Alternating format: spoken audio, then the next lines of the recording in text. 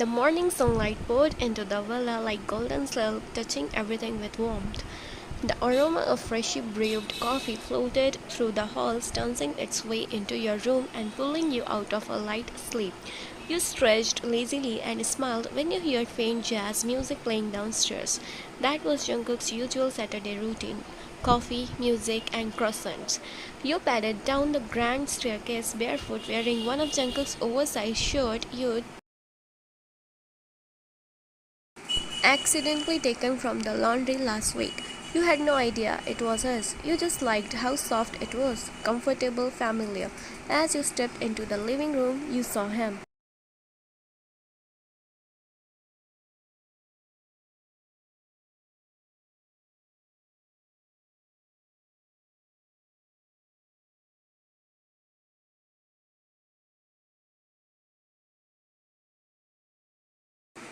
Jungkook was in the kitchen, sleeves rolled up, tie loose around his neck, shirt tucked only halfway. His dark hair was messy from the wind, a few strands falling over his forehead as he poured orange juice onto your favorite glass, the pink one with the cracked handle you refused to throw away. He glanced up at the moment his eyes met yours, a tender smile spread across his face. "There you are," he said softly, "my sleeping beauty." You grinned, rubbing your eyes. "I smell croissants.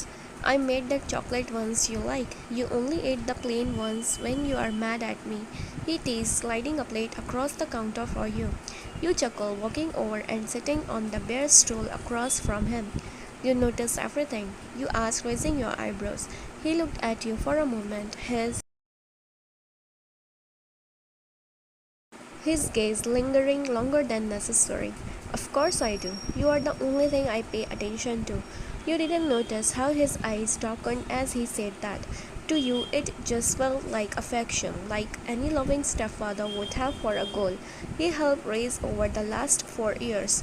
You picked up your croissant and took a bite. "It's perfect." I remembered you liked them crispy on the edges. He leaned over the counter, chin resting on his hand as he watched you chew with delight. You laughed through your mouthful. "You are staring again." "You are beautiful when you eat," he said quietly. You froze slightly, just a beat, but then brushed it off with a smile. He always complimented you. That wasn't new. From the hallway hidden just around the corner, Mina stood.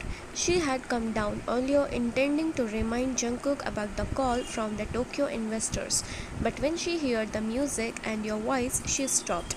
Now her back was pressed against the wall and her eyes glistened. She watched you laugh. She watched him lean closer. She watched how his eyes never left you for even a second. It wasn't admiration. It wasn't paternal love. It was hunger, and she knew it. Had known it for months now. She wanted to storm in, grab your hand, and drag you away. But she couldn't, because every time she tried, he reminded her of his power, of who he really was, of what he could do. Mina's hand trembled at her side as she listened to your next words. "You're spoiling me again," you said with a playful pout.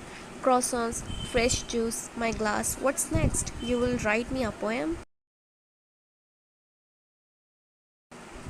"If I did, would you frame it?" Jungkook leaned closer, his eyes twinkling. You laughed. "Only if you write it on pink paper." He smoked and his voice dropped just slightly like a silk wrapping around your neck. "Anything for you, darling." Mina flinched. That word again, darling. He never called you daughter, never treated you like one, only like something fragile and precious. Something he wanted to keep.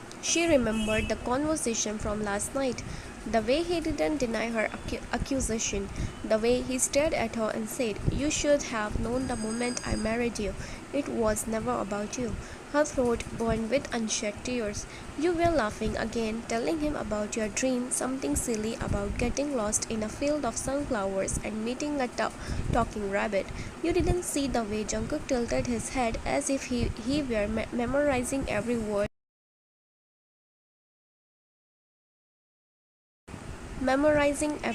you spoke, every blink, every smile.